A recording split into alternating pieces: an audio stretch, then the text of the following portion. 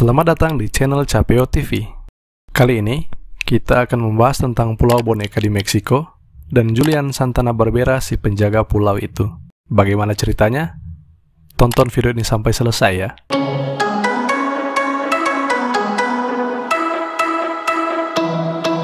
Jadi, di Meksiko ada sebuah pulau yang bernama La Isla de las Muñecas, atau lebih dikenal dengan Pulau Boneka. Pulau ini sebenarnya adalah salah satu tempat wisata yang suasananya cukup menyeramkan. Pulau Boneka ini tepatnya berada di Kanal Xochimilco di bagian selatan Mexico City, ibu kota dari negara Meksiko. Kanal ini adalah bagian dari danau buatan yang diperkirakan sebagai peninggalan dari masa Aztec dan sudah melewati masa penjajahan Spanyol. Di pulau ini tergantung begitu banyak boneka yang bentuknya sangat menakutkan. Kurang lebih mirip dengan boneka milik Etenes Gonzalez yang sudah kita bahas di video sebelumnya. Linknya saya sertakan di kiri atas ya. Yang membuat suasananya lebih menyeramkan karena boneka-boneka yang ada di pulau ini sengaja digantung di atas pohon dan dibiarkan membusuk karena terkena panas dan hujan secara langsung. Awalnya, Pulau Boneka ini adalah sebuah pulau biasa yang oleh pria bernama Don Julian Santana Barbera dianggap sebagai tempat yang ia jaga. Tanpa boneka, apalagi boneka yang tergantung di atas pohon.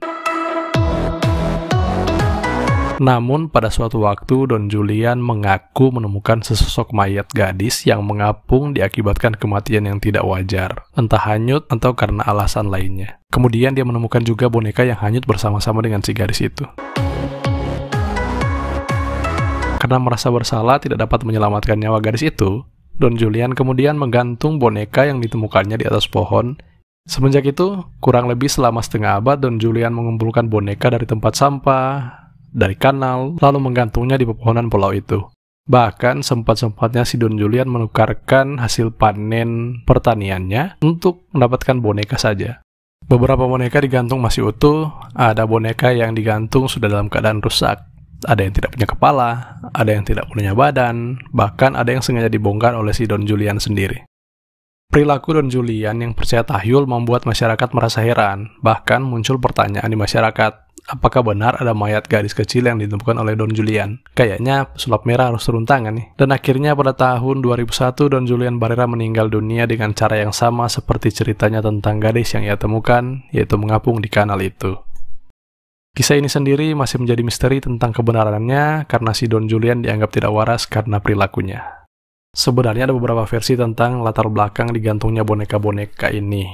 Ada yang mengatakan bahwa Don Julian pindah ke pulau bersama 3 anak gadisnya dan entah bagaimana salah satu anak gadisnya meninggal dengan cara tenggelam.